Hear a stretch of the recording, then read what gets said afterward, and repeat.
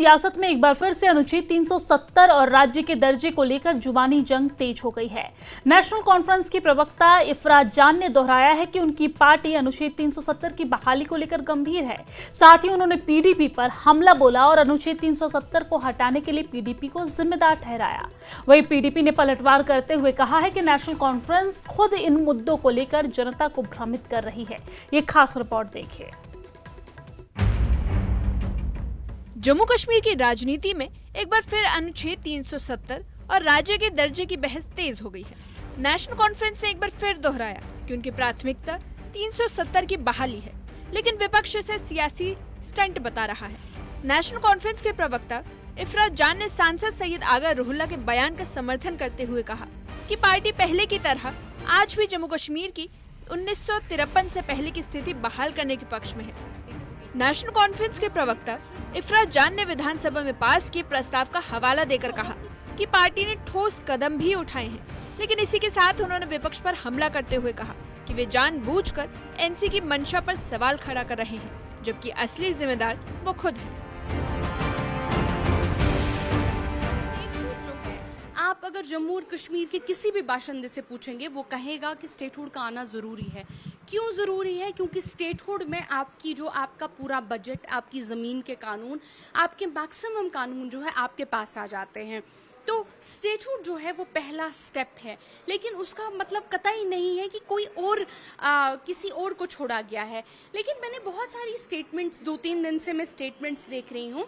वहीद परा साहब कहते हैं इन्होंने 370 की लड़ाई छोड़ दी है। वहीद परा साहब, आप तो उसी जमात के स्पोक्स पर्सन है ना, उसी जमात के कारकुन है ना जिस जमात ने 370 को खत्म किया।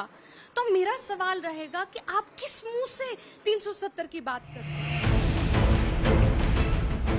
नेशनल कॉन्फ्रेंस के प्रवक्ता इफराज जान के बयान के बाद सियासी बयानबाजी और तेज हो गई है। पीडीपी की प्रवक्ता इकबाल ने नेशनल कॉन्फ्रेंस पर तीखा हमला करते हुए कहा कि पार्टी अनुच्छेद 370 और राज्य के दर्जे के मुद्दे पर जनता को सिर्फ गुमराह कर रही है। उन्होंने कहा कि नेशनल कॉन्फ्रेंस की नीति सिर्फ बयानों तक सीमित है और उनकी मंशा पर संदेह करना लाजमी है। और ये बयानबाजी यही नहीं रुकी। पीडीपी के प्रवक्ता इकबाल ट्रम्बू ने एनसी पर ही पलटवार किया। उन्होंने कहा कि अगर एनसी वाकई ईमानदार होती तो अनुच्छेद 370 के मामले में कोई ठोस आंदोलन दिखाई देता। ये मुझे लगता है एक फिक्स्ड मैच सा है। ये बात सच है कि एनसी गवर्नमेंट ने जब से वो पावर में आई है, उन्होंने 370 को जो है बैक बर्नर पर रखा है। इसमें कोई शक नहीं है, क्योंकि आपने देखा उसके रेजोल्यूशन में कितनी पहल हमारी पार्टी ने की और वो कितने रिलक्टेंट थे उस रेजोल्यूशन को इन क्लियर टर्म्स लाने में। लेकिन दड़ा इसलिए नहीं है क्योंकि आगा रुहुल्ला साहब जो है वो मेंबर पार्लियामेंट है। ये लड़ाई जो है आर्टिकल 370 की, इसका अखाड़ा जो है वो पार्लियामेंट है। और मुझे आप बताइए उन्होंने पार्लियामेंट में क्या कोशिश की है इस लड़ाई को आगे लेने की। बीजेपी के वरिष्ठ नेता और पूर्व डिप्टी सीएम कविंदर गुप्ता ने नेशनल कॉन्फ्रेंस पर पलटवार करते हुए कहा कि पार्टी खुद अनुच्छेद 370 और राज्य के मुद्दे पर भ्रमित है। उन्होंने कहा कि आगा रुहुल्ला का बयान पार्टी लाइन से अलग है और एनसी को अपनी स्थिति स्पष्ट करनी चाहिए। उन्होंने 2 टूक कहा कि अनुच्छेद 370 अब एक इतिहास बन गया है और राज्य का दर्जा उचित समय पर ही बहाल होगा। उनका अपना इनडिसिप्लिन है और अगर 370 की वो बात सोचते भी हैं, ये सपने लेने बंद करना चाहिए। ना तो कोई 370 आएगी। पहले भी बहुत सी विपक्षी पार्टियों ने सुप्रीम कोर्ट में जाकर के बाकी जगह भी इस प्रकार की एक प्रयास किया जो कि असफल हुआ। लेकिन कई लोग तो उनके जैसे वो तो ये भी कह रहे हैं कि 370 हमारा प्रमुख एजेंडा है। लोगों को गुमराह करने के लिए जो मर्जी कहें, लेकिन सब वो भी जानते हैं जो इस प्रकार की मांग उठाते हैं कि ऐसा कुछ होने वाला नहीं है। लेकिन आपको लगता है कि सीएम जिस तरह से उमर अब्दुल्ला, वो तो अभी 370 की बात नहीं करें, वो स्टेटहुड की बात कर रहे हैं, तो आपको लगता है कि 370 पे उनकी न बात करना वो ठीक है, आपको सूट कर रहा है?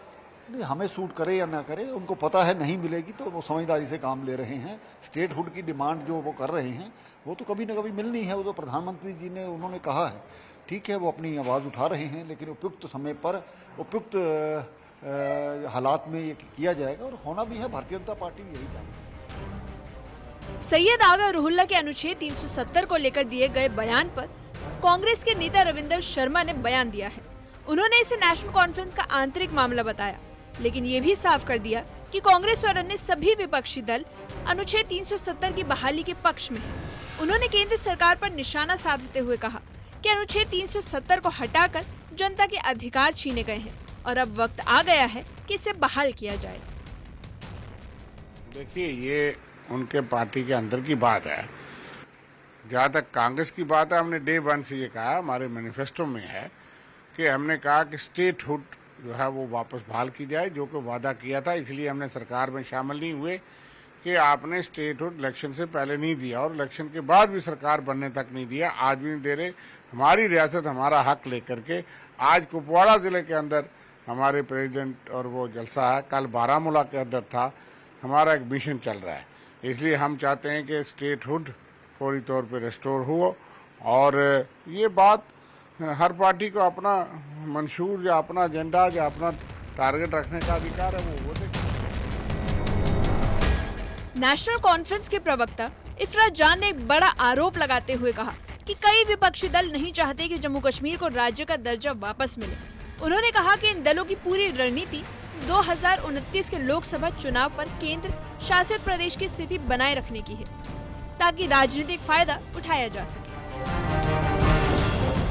जम्मू कश्मीर में अनुच्छेद 370 और राज्य के दर्जे को लेकर सियासी घमासान थमने का नाम नहीं ले रहा। नेशनल कॉन्फ्रेंस, पीडीपी, कांग्रेस और बीजेपी हर पार्टी का दावा है कि वही जनता के हक की सच्ची लड़ाई लड़ रही है। जहां एक और एनसीए से अपनी प्राथमिकता बता रही है, वहीं दूसरी ओर पीडीपी उसकी नीयत पर सवाल उठा रही है। और इसी बीच बीजेपी साफ कर चुकी है कि अनुच्छेद 370 अब अतीत की बात है, जबकि कांग्रेस इसे लोकतंत्र की बहाली से जोड़ रही है। Bureau report, news 18।